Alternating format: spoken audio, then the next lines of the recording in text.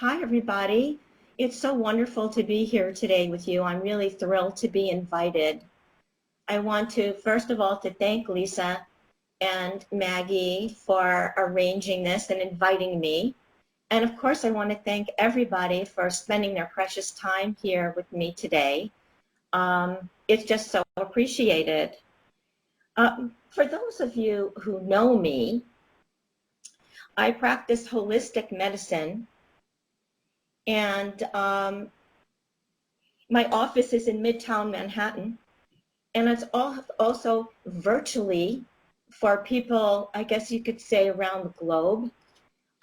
No, those needles don't fit through the computer or the phone, but Chinese medicine gives us so many avenues to pursue to help people to get balance, harmony, and energy in their lives.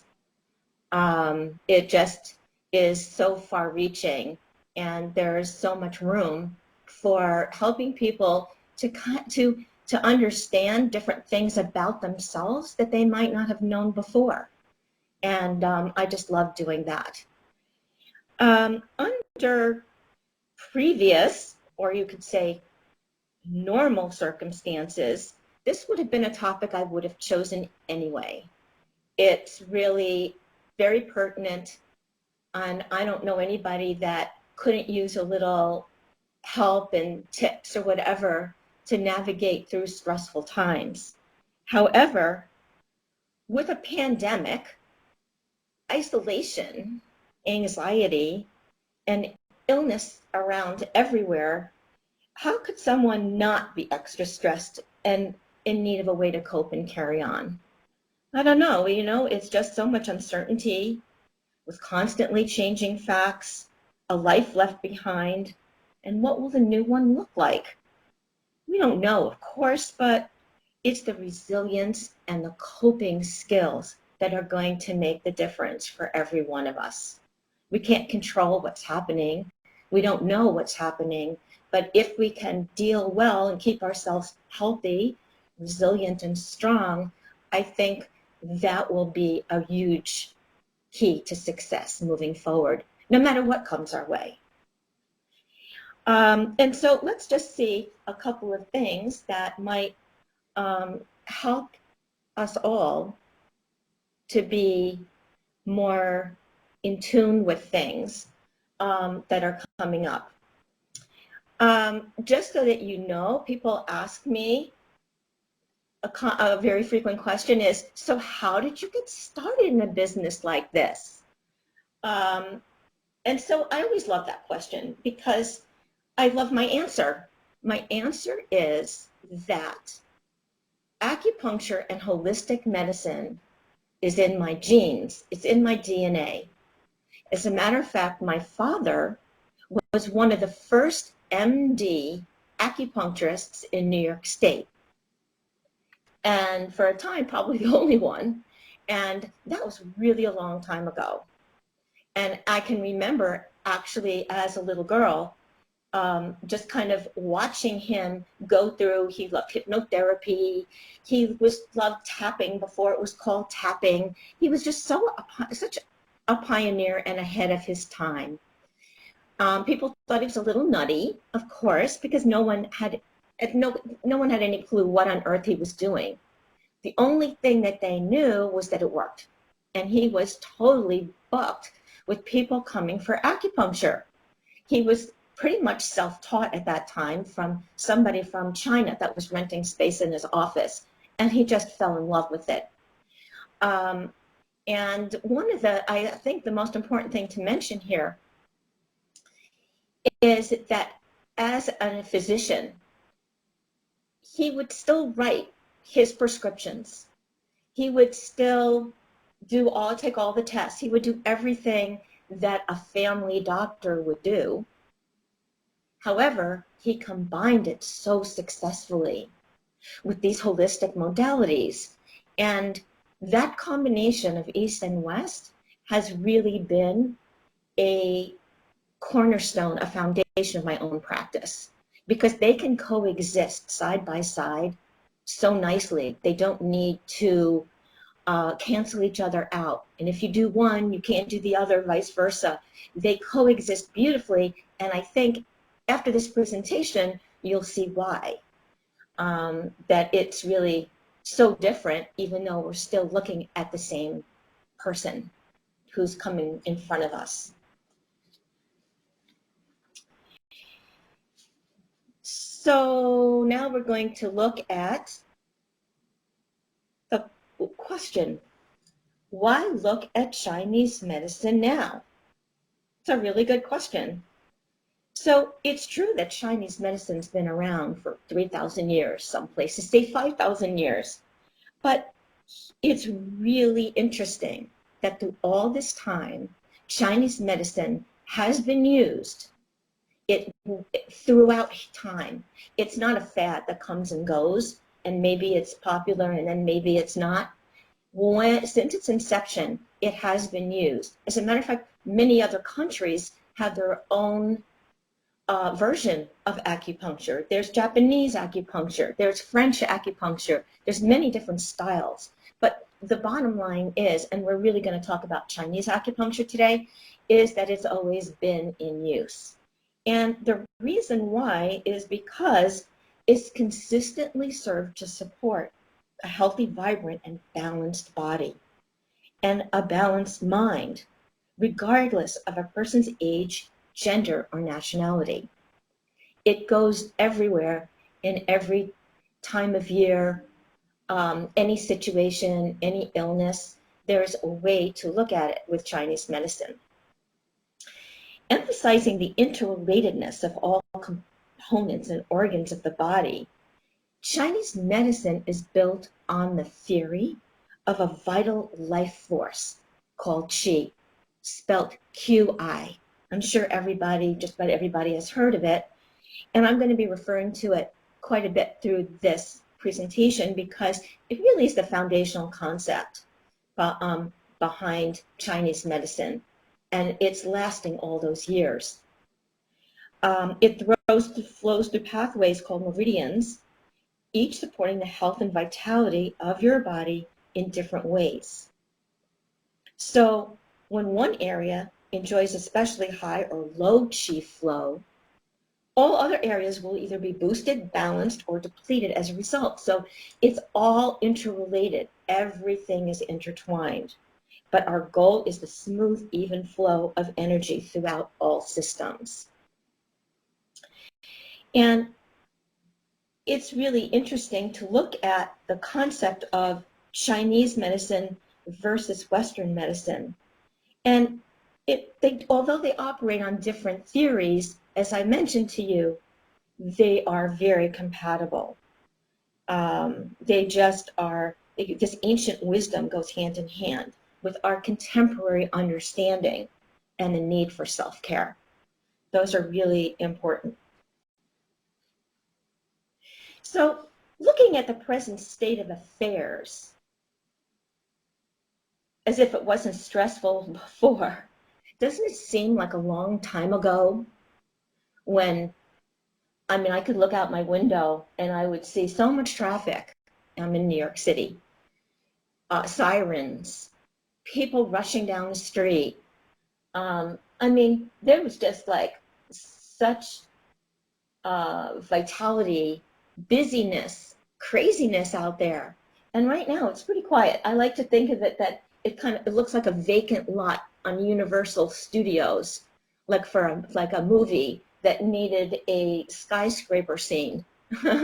So everything is so different. I think we went from rushing around to meetings and plans and having like a busy life, most of us, to just having like the light switch kind of went off. It's just like, that's it. It's done. It was pretty sudden too. Totally unknown. And what replaced it was a new way of life that, I think we're all just feeling our way through. It's just sometimes too much information coming through, not enough information. People are like having all kinds of theories. Whoever thought about like wearing a mask? whoever thought about ventilators and swabs and all kinds of like things like that? I mean, this is a whole new vocabulary and a whole new way of life. And understanding why this uncertainty and this newness has caused a lot of stress everywhere. It could be subtle, and it could be like very like a red light going off on the dashboard, not to mention the illness that's around. I don't know if there's anybody that doesn't know anyone that hasn't been affected by the virus, or be it by illness of some sort. And even people who are like grieving the loss of loved ones. I mean, you know, it just has thrown everything on top upside down. Remember when hugs and handshakes and getting together in person were really just the norm? Now this new normal is like, let's stay away 6 feet and don't come too close, because I don't know if that's 6 feet or not. You know, it just is, it can be a little bit, certainly disconcerting and all. And with that comes your stress hormones, the fight or flight, to different degrees. That cortisol, that's like, I saw a bear and I need to run. The only problem is that it's staying here, and it's been here for a while. So that foot is still on the gas in there, and that really causes so much, it can cause so much unsettledness. It can cause so much fear and anxiety. It can also reverberate through your body and have effect on all your organ systems. As in Chinese medicine, since everything's related, emotions and your physical body are extremely tied together. You can't talk about one without the other. And so chances are you could be staying in this constricted state for a while, until things become a little bit more controllable, or maybe you can even have some new realizations or take some steps to alleviate it. And, you know, it's like, it's just a hard situation wherever you are. So the interesting thing, though, is that Western medicine is going to help you focus on a specific illness. Or if you broke your arm, you're going to focus on that arm. We're going to take tests. There's going to be a specialist involved, most likely. And there's going to be medication, perhaps, you know, depending on what the illness is. And that's usually the first line of defense. There's the diagnostics are great. Some of the medications are certainly life-saving. There's no denial about that. But I don't know if they take into account, like, what is this person like that's coming here? What is this, like, if it's an arm or something, let's say, what's that connected to, and how is it affecting their life? And what kind of like presentation do they have in general, their constitution? What kind of emotions are they having? All of these are taken into account in Chinese medicine. And it just, everything is geared to restoring the smooth flow of energy. That's what's really important. And as a matter of fact, in China, it has been reported, although Chinese medicine is rarely studied, that many people recovered really well in China from the virus, from the use of actual Chinese medicine, which would be, in this case, herbs. Many of these are not available here, but sometimes they were given as infusions and things like that. And from what I've heard, they really had a profoundly positive effect in the course of the disease. So it's kind of something to consider, and just to know that you know, they are different, but they can exist together quite nicely. They complement each other well.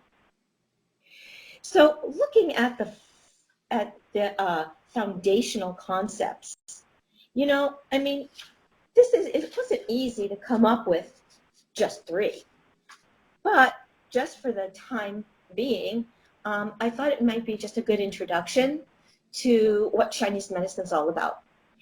Um, it helps you to see, like, you know, this unique view. In many cases, it's like learning a whole new language and looking at the universe a whole different way. Sometimes you just have to, like, let go of all of the preconceptions that you've had in the past when you're looking at Chinese medicine.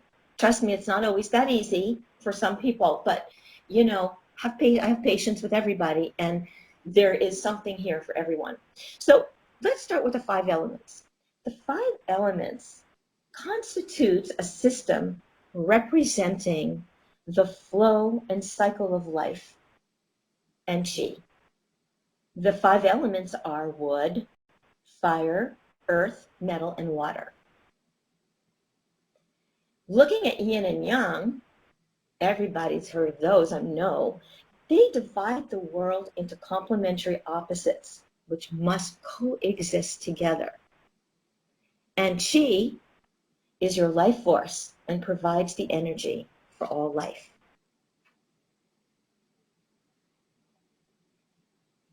So let's start with the first one. The first one are the five elements. And here they are. This is a typical way that they are portrayed in a circle together. Keeping in mind that they picture a constantly rotating circle, and right in front of you is actually, this is the story of your life. It starts with wood, which is the liver, the green one, and it moves on. That represents birth, and then it moves on to fire, which is the one on top, and then it moves on to earth, which is yellow, and the white one is lung, which is one of the meridians in there, which is the metal element, and the last one is water. And they go around and influence each other, encourage each other's growth, and are the end of one is just perfectly poised to be the beginning of another. So this wheel in motion keeps on creating a continuous flow of energy within individuals and the larger natural world. And all phases of life in the universe can, in fact, be viewed from the five element theory. Each of these five primal blueprints represents a chapter that's common to all life, a portion of the progression from change from birth to death. And each element has unique characteristics or correspondences. It has like a whole universe with each one, such as a special climate or season activity, a representative sound, a primary emotion, a color, a climactic, which is a climate, and particular foods that can be eaten for balance. It's really interesting. And as I start to describe them in more detail, maybe you'll start to resonate with one more than the other. But do keep in mind that we all have all five elements within us. It's just that sometimes one is a primary. And the five elements are used to explain natural phenomena around us. If a living being is unwell, one or more of this person's elements are said to be either deficient or in excess. So the goal of Chinese medicine is to maintain or restore balance, stability, and consistency through the knowledge of where a person falls in this circle, in these stages, as well as knowing what can you do to rebalance and restore the smooth flow of energy. So let's look at the first one. The first one is, we're going to go back to the green one. The green one is the wood element, as I said. I just want to talk a little bit about it. And I feel that it's really important, and I'll tell you in a minute why, or you'll see why. This one is probably one that we could certainly stress today. It's often considered the first element in the cycle because it represents new beginnings, such as birth, growth, expansion, and youth.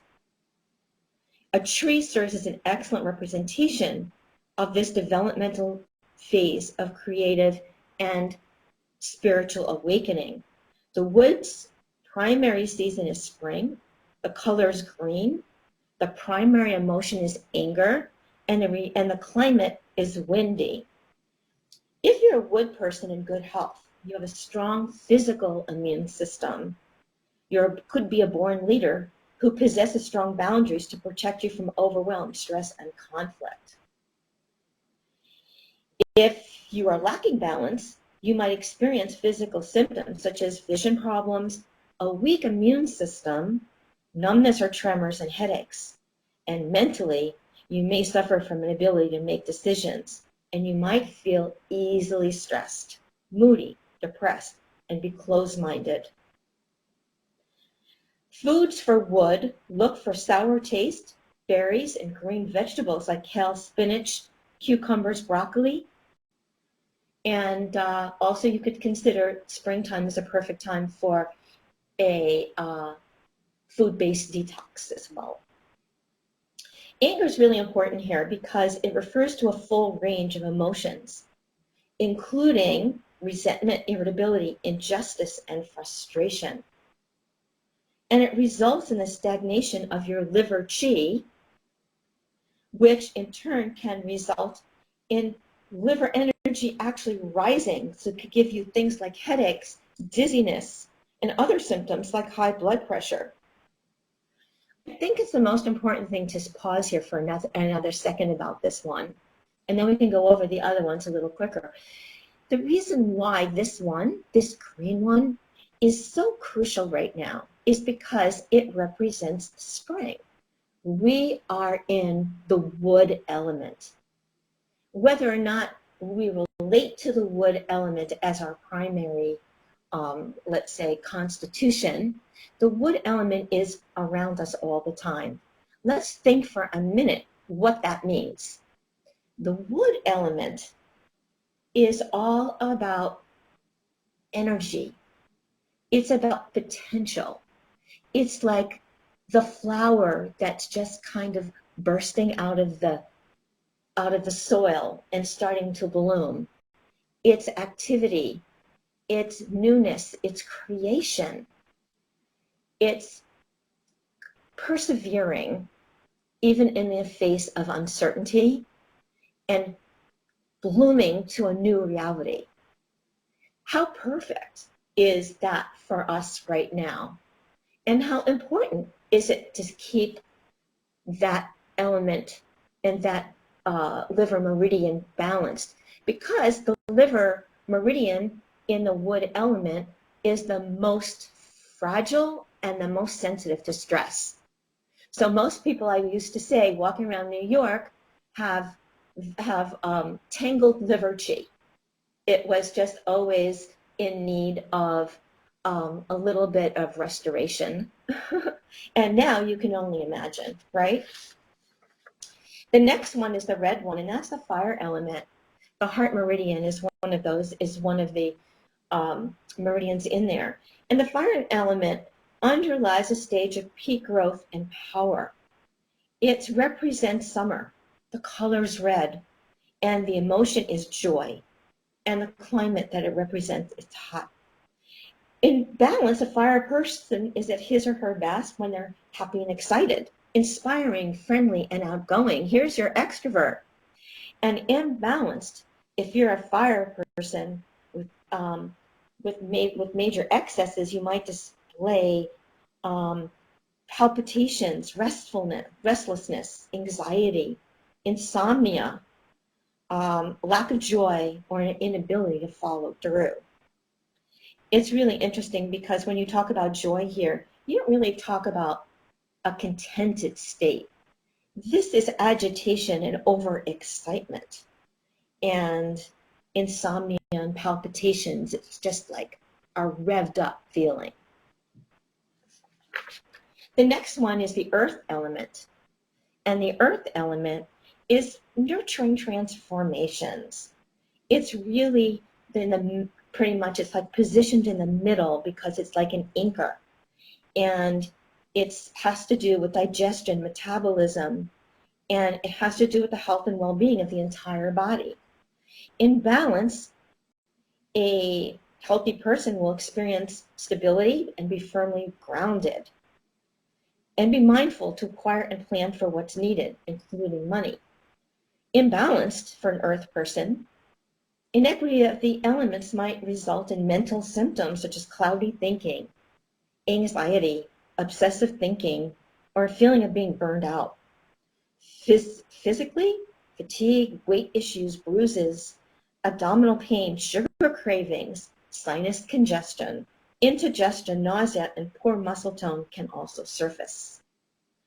So eliminating large sugary meals, cold food, which dampens your digestive fire, all of these things would be really a good tip for the earth person. The main thing to think about here is how worry and overthinking is considered to be one of the effects of the earth element and this kind of worry. And too much of this can lead to disharmony, particularly of the spleen qi, resulting in fatigue, lethargy, and the inability to concentrate. And here's just where stress eating can come in too. The next one is the metal in the lung element. Well, there's a lot of lung element going on around now, right? And that might have to do with that's actually the metal element and the lung meridian that's held within there. And it's really important to know that the metal element represents, and the lung is your protection against the outside world. Your lung in Chinese medicine is known to be your is just the boundary. It's like your second skin that protects you from the outside world and for pathogens and other harmful toxins to come in. So you can imagine why keeping this really strong is so important. The metal element season is autumn. The color is white. It's a dry climate. And it's part of the cycle that represents becoming more inward and focused on conserving. As before, it was more like out and harvesting and growing and all kinds of things, you know. The metal is the fall. And that is kind of the harvesting of conserving things. In peak condition, a metal person's strong defense system against illness because their lung qi is strong, healthy skin and hair, clear breathing, and regular elimination. But if imbalanced, a metal person with elemental deficits or excesses might experience shortness of breath, exhaustion, asthma, dry skin, nasal congestion, deep cough, or skin issues. Metal person's thinking might be clouded by grief or sadness, as well as a tendency to repeat the same errors and be overly judgmental. So lungs in the metal element have the primary emotion of grief. And if it's prolonged and remains unresolved, it can be chronic and create disharmony in the lungs, weakening your lung qi and interfere with the lungs' function of circulating qi around the body. So coughing, bronchitis, weakened immunity are all symptoms of deficient lung qi. It can be portrayed as like, think of it as like a sprinkler system. It takes from the air that you breathe and goes through that and sends down the pure qi to all of the other organs in your body, and like a sprinkler system. And it's really important that it be strong. Because as I've said before, if one thing is out of balance, the whole circle is out of balance because every one depends on the other. The last one is the water element, and that symbolizes unity, tranquility, and quiet. This is the period of rest, a stage of dormancy and preparation for a new beginning, and for the life cycle to begin again. This is the end stage of life. So just as the green, the wood was the first stage of your life, it's the birth. The water stage is coming to the last stage. Its season is winter and the emotion is fear. If you're a water person in top form, you display inner strength and courage. Physically, you have radiant skin, powerful reflexes, and even X-ray vision. Out of balance, a water person might be overly fearful and lack drive and the ability to follow through on ideas. Physically, back pain, fatigue, cold, water retention, weakness, or any of these things, are very possible. And traditional Chinese medicine teaches stability, consistency, and most of all, balance are the key to wellness. So these represent the 5 stages of growth and transformation. And to achieve wellness, it means sustaining that balance. It's the fear is a normal human emotion, but when it becomes chronic and the perceived cause cannot be directly addressed, it's likely to cause disharmony. Kidney qi is the foundational qi of your body. It's where all of the other qi really arises. Think of it, it's sometimes portrayed in a diagram as in your body, like just around like your, I'd say, in your low back. It would be like a bubbling cauldron with steam kind of going all throughout your body. It just disseminates the qi. So we need your kidney qi to be strong. Okay. So the next principle I want to talk about is yin and yang.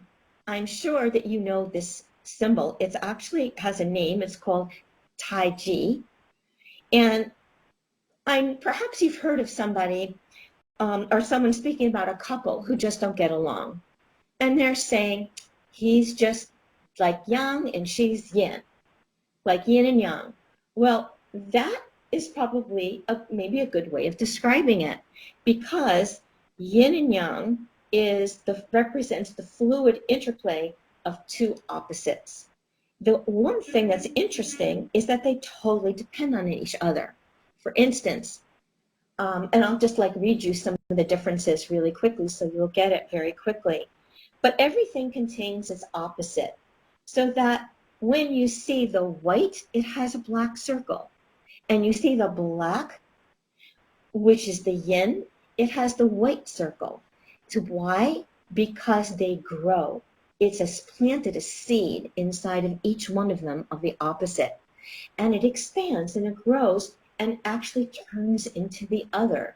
It's a whole fluid process, but they are called complementary opposites. And it's really it's very important to know that having these balanced is so important. So for instance, if you're like an active person and you like to work out, that's a yang activity.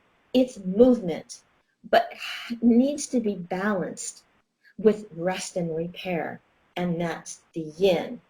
So I think if I can just read you just a quick little summary of what some of these might mean, then I think it'll be really interesting. When you look around your world, you'll see and you'll notice more differences of yin and yang. It can be interesting. So the yin actually means the shady side of a hill, and yang means the sunny side of a hill. It's just the sun is hitting it from totally different perspectives. Yin is earth, cold, moon, passive, solid, feminine, receptive, contracting, substance, downward, night and dark. It's more nurturing. It provides the fuel for all of the activity of the yang, because without the fuel and the rest and repair of the yin, the yang wouldn't be able to be so expansive and grow. So yang would be heaven, heat, sun, active, hollow, masculine, projective, expanding, essence, upward, day, and bright. So see how they're different? It's like the whole universe can be separated into yin and yang. And it really helps when you look at somebody, because many times with illness in Chinese medicine, there's hot and cold, different characteristics of a particular illness, and there's also excess and deficiency. That's a big thing too.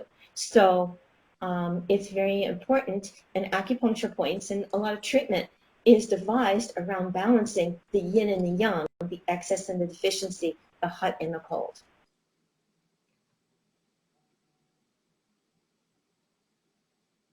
So this is all about qi, and I love talking about this because I'd love to give you an example of how qi works in your daily life.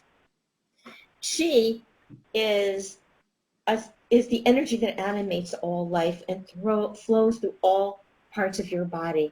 The 5-element circle that we showed you, it has meridians in there, and it's all governed by the flow of qi.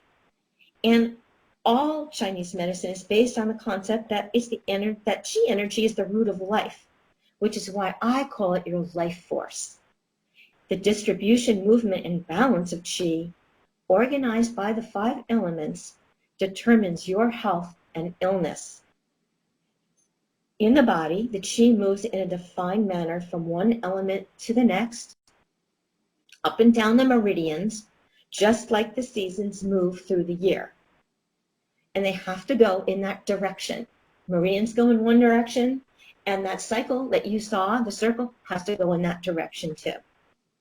Disease, whether physical or emotional, is caused by qi disturbance and treated with acupuncture and herbs and other things.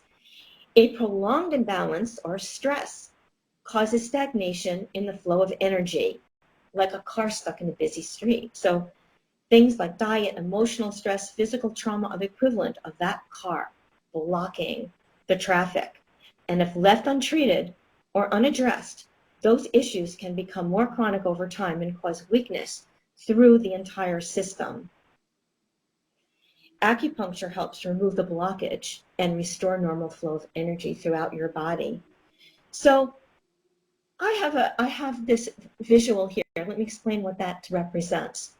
When you're born with 2 kinds of qi. One is called ancestral. It comes from what you've inherited from your ancestors. It's fixed amount. It's what you have, and once it's gone, your life force is gone, your qi is gone.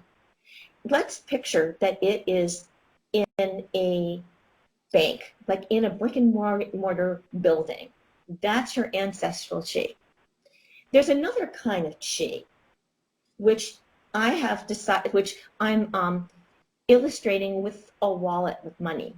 This kind of qi is the kind that comes from the air that you breathe, the food that you eat, and the lifestyle that you live, which potentially also means the kind of stress that you're feeling as well. But think about this. The wallet is representing of the cash you have in there, and that is not fixed. It comes and goes. You spend it, you get more. You spend it and you get more. So let's just say you stayed out way too late. Remember those days? And there's another expenditure. Let's say you're eating a really poor diet and eating all kinds of things that you know are not really going to benefit you and is going to serve you. You just made another expenditure. Let's say you're not sleeping. There's another expenditure. if you, let's say, make a change, that could make a big difference too. So keep in mind that um, that can be, you have control over that chi. However, if you run out of money in your wallet, what do you need to do? What's going to happen? What's going to happen is you're going to need to borrow from the bank. And as I told you, it's really a finite amount. So if you are continually running out of your good chi and the money in your wallet and you're constantly borrowing from the bank, I think you might see what could be down the road. You might run out of your life force. So it's really important to everyone to realize how taking care of yourself and your self-care is so important, because it will influence every part of your life and your health. And you can see what you can do to actually, make a big difference.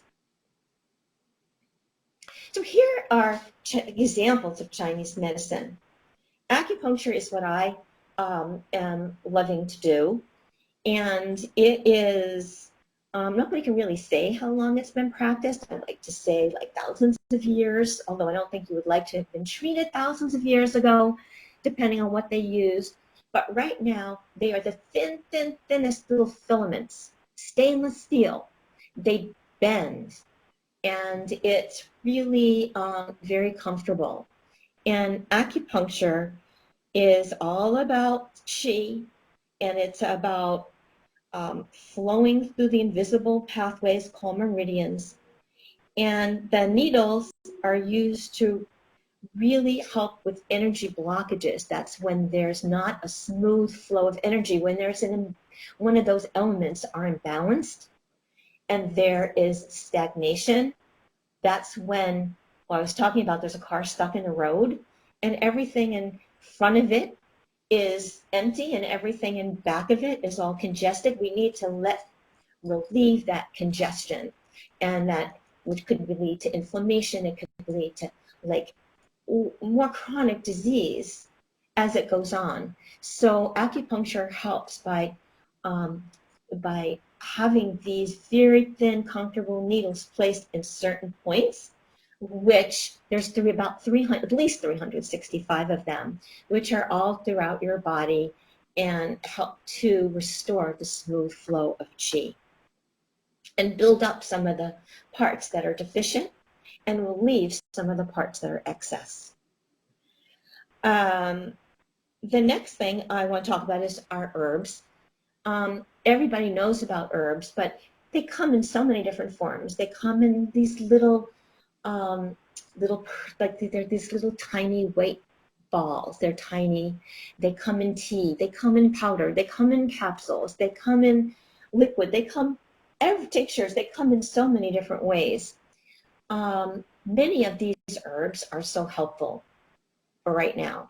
I think that it's very important to have somebody who actually really knows what they're doing to help you with the herbs if you're kind of going into that area.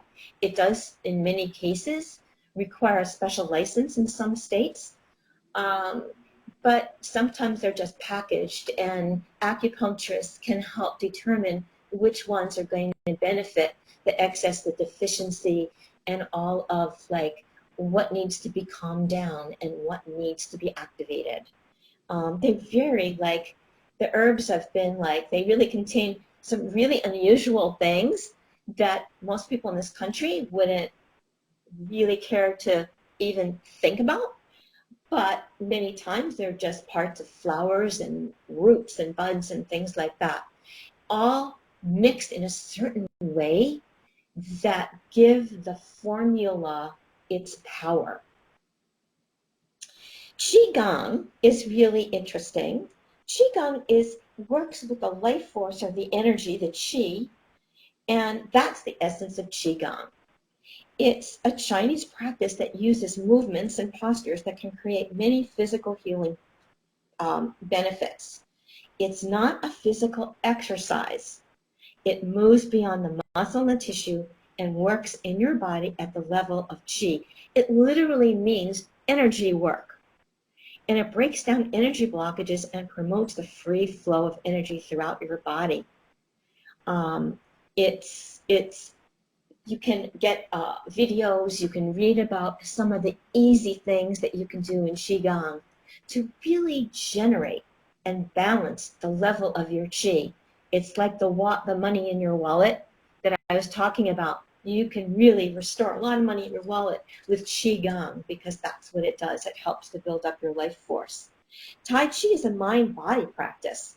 It involves a series of slow-flowing exercises that combine movement, meditation, and rhythmic breathing. Although it was initially developed as a martial art, it's commonly practiced as a form of a moving meditation. It's a flowing type of, it's like a dance. It's really beautiful and promotes healing from a variety of health conditions. Many practitioners of Tai Chi use it to enhance physical and mental health, as well as to improve posture, balance, flexibility, and strength. It's also said to boost mood, alleviate pain, strengthen the immune system, and improve your heart health. You can actually find places that offer Tai Chi. They're always around. You could take a look and see what it looks like to see if it would appeal to you. It's totally low impact and it's really graceful and flowing, like a moving meditation, it says. So let's move on to ways you can actually treat yourself. This is what I call acupuncture to go. It's when you can use acupressure on these points, you can help with yourself to feel calm, balanced, and healthy. Now, I've just chosen a few points here, and I kind of feel that these are sometimes the easiest to explain. However, I would like to encourage someone to reach me, and I'm happy to go over them with you if you need a visual or if you need to practice them or you're just not sure. But let's just give it a go and see how we do. The first one is pericardium 6, PC6. I love this point. Now, you can find this point. You know, have you ever seen people on a cruise that wear those C-bands? It's like a gray knit bracelet with a little white bead on it, and the white bead presses inside your wrist. Well, did you know that's when it's in the right place? That's PC6. So it's really a wonderful point for nausea, for stomach disorders, motion sickness, and headaches and things like that. But it's also, I call this go with the flow kind of point. It's really for stress and anxiety and helps to calm down your system. And here's where it goes. Let's say you're looking at your wrist with your palm side, the palm side of your hand up. If you take your, if you go down about 2 inches, I'm going to keep this loose because we're going to say in the area of 2 inches, press in the middle of your forearm, but this is on the palm side, okay? And press it down. You'll feel like two tendons there, and just press. And that is going to stimulate PC6, and it's going to give you peace of mind, and it helps with all kinds of digestive things. Okay, I love this, and it also helps to calm down people for sleep. Helps with palpitations, chest congestion, things like that. The next one's going to be LI4. It stands for large intestine 4. This one's going to be a little easier to find. Let's just say you look at your hand and you put your fingers together in a straight line. Like you squeeze your thumb, against your index finger, but like it's all in a straight line. And you could put your hand down flat if you needed to.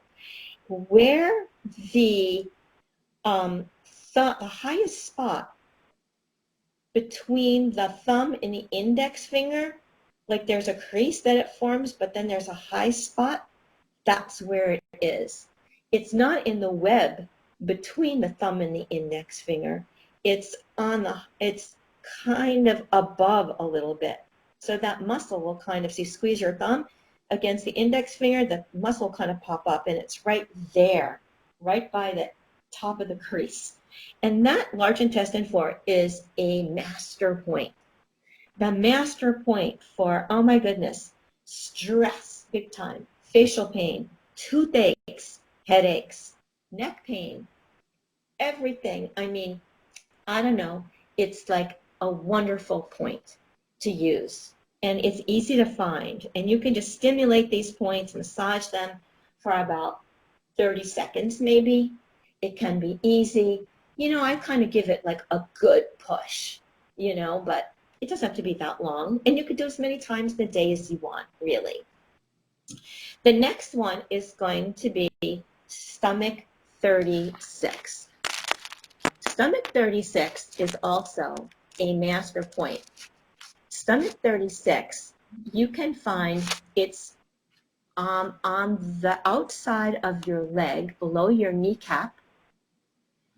It's, how can I see? I'm going to help you find it really quick. It's about, let's say 4 fingers down from your kneecap. So let's just say it's a few inches down from the right side of your kneecap. It's kind of like if you kind of pump your leg up and down, you might feel the muscle moving underneath your finger, and it's also frequently sore. It's on the outside of your shin, on the outside of your kneecap, down a little bit. So just rub that one a little bit, because that is amazing. That is for stress again, palpitation, shortness of breath, poor appetite, dizziness, insomnia. It can be for just so many things. It strengthens your body. It calms your spirit, stops pain. It just does so many things. It just promotes general wellness and tonifies your chi. That's called stomach 36. It can also help with things like, oh, I don't know, like digestive things like diarrhea and things like that. The next one is kidney 27. And kidney 27, we're going to find by going down your throat, down the center of your chest, and stop just where your collarbone is. And then go down in like a little bit from your collarbone till you find like a dip. It's on either side of your sternum, that hard bone in the middle, right underneath your collarbone. And just massage that little indent. Is kidney 27. And kidney 27 is like is really a beautiful way of just kind of releasing chest congestion, coughing, sore throats, difficult breathing, anxiety. It just is one of the most effective acupressure points for balancing the health and functions in your body. It just is a wonderful thing. It just helps to just kind of renew everything.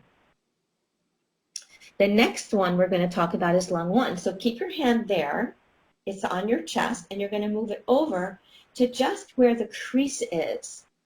That when you put your arm down, your shoulder makes a crease on your chest, on your arm. And right on top of there, on your chest and over a little bit to about an inch, is a sore spot. That's lung 1. Lung 1, as you can imagine, is really super important right now. It will help to keep your lungs strong. It's good for coughs. It's good for your immune system. It's good for all kinds of things that could affect your lung health and the strength of your system, and also your immune system, because don't forget your lungs are really in charge of protecting you in many cases from the outside world. The last one is Yin Tang. And Yin Tang, I know people always heard me say, it's one of my favorites. You find that easily between your 2 eyebrows, right on top of, like, right in the kind of above the bridge of your nose, right between your eyebrows. And what's really amazing about that one is it's wonderful for stress. It's called your third eye, and it helps you tap into your intuition, and it helps you into your inner knowing, your inner eyes, your inner ears, your inner everything. And it really is a wonderful source to relieve stress and things that are going on in the world right now. It's a really beautiful point. So now we're going to move on to something that I had prepared for you as a thank you. And it's a gift that I think will be sent out to you in an email. And you can just click on the link. And it is called Your Chinese Medicine Survival Guide.